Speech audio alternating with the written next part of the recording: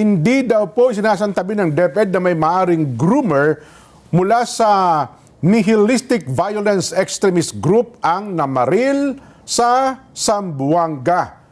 Magbabalita po si Mar Gabriel. Mar? Yes, Jen, mahigpit pa rin yung ipinatutupad na seguridad dito sa Ateneo de Zamboanga University, dito sa Zamboanga City, kung saan nangyari yung pamamaril kahapon na ikinasawi nga ng dalawang estudyante, kabilang na yung shooter na isang grade 8 student.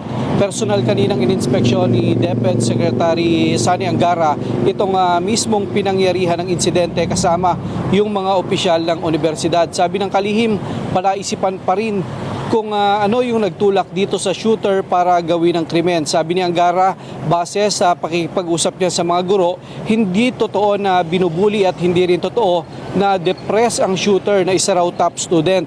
Hindi pa rin daw makumpirma sa ngayon kung ang mismong teacher ang target ng shooter. Ayon sa kalihim, isa sa mga sinisilip ngayon sa investigasyon ay ang posibilidad na may groomer mula doon sa tinatawag na nihilistic violence extremism group ang binatilyo na maaaring nakilala niya raw sa online gaming app.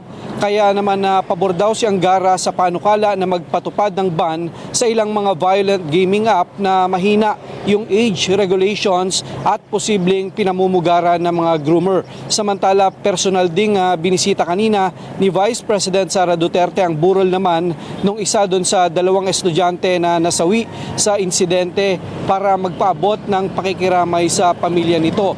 Binisita rin kanina ng pangalawang Pangulo yung ospital kung saan nagpapagaling yung ilang nasugatan dito sa nangyaring insidente.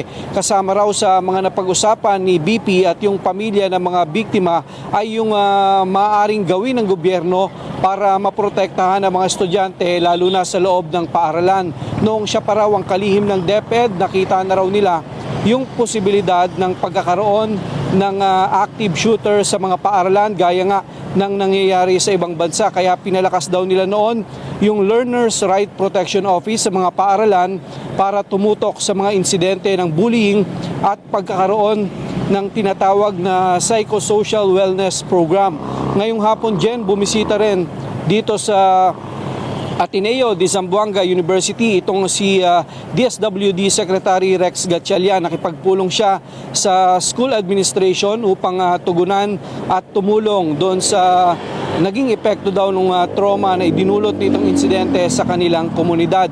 Umapila rin ang DSWD sa mga nasa likod ng pagpapakalat ng mga hindi beripikadong impormasyon lalo na sa social media kaugnay dito sa insidente na tigilan na ito dahil hindi raw yan nakakatulong dito sa sitwasyon. Nagbabala rin ng kalihim sa posibilidad na pagsasampa nila ng kaso laban sa mga nasa likod niyan, partikular na yung paglabag sa RA 7610 o yung Special Protection of Children Against Abuse, Exploitation, and Discrimination Act. Jet. Sa ngayon ba, Mar, ilan pa rin ang bilang ng namatay at nasugatan, ang official? Well, sa official na tala pa rin ng Philippine National Police na nag-iimbestiga dito sa nangyaring insidente ay dalawa yung nasawi, Jen, at dalawang individual din yung napaulat na nasugatan. Ayun, pero meron na bang report? Kasi ang mga balita na talagang ang puntirya daw nung shooter, yung kanyang teacher eh. Totoo ba yung ganon? Well, ang sabi kanina ni DepEd Secretary Sani Angara, wala pang konkretong ebidensya no, na magpapatunay na yung teacher talaga ang target at sa ngayon hindi pa nila nakukumpirma kung talagang yung teacher yung sinasabing target nitong shooter na isang grade 8 student. Pero batay doon sa batay sa investigation kasi di ba alam mo naman bilang nasa pulis ay ang pulis talaga mag-iimbestiga diyan, no? Doon sa investigation nila, mga investigador, may lumalabas na bang motibo, Mar?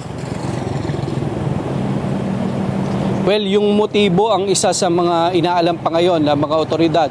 Alam mo kasi dyan, dito sa panig ng DepEd, nagsasagawa rin sila ng kanilang administrative investigation, no, para alamin kung ano yung nagtulak dito sa bata para gawin yung krimen. Sa panig naman ng PNP, kasama sa mga inaalam nila yung talagang pagkakasunod-sunod ditong insidente, yung timeline nito mula nung pagpasok ng estudyante, kung paano niya na ipasok yung mga armas dito sa loob ng paaralan. So pagdating dun sa motibo, yan yung patuloy pang iniimbestigahan ngayon ng mga otoridad.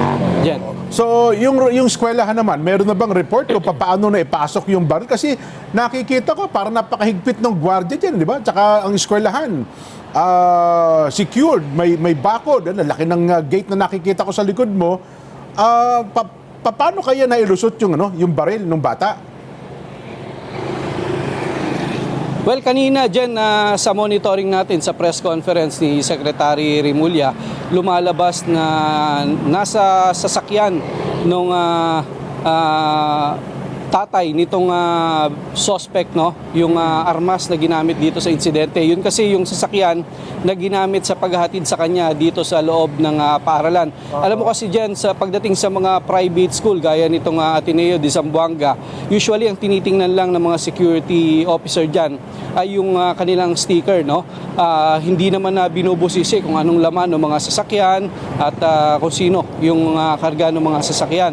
So, lumalabas na nasa loob ng sasakyan yung armas na ginamit sa panghatid sa estudyante, kaya dire-diretsong nakapasok yan dito sa loob ng campus. Yan. Yun ang problema. Nako.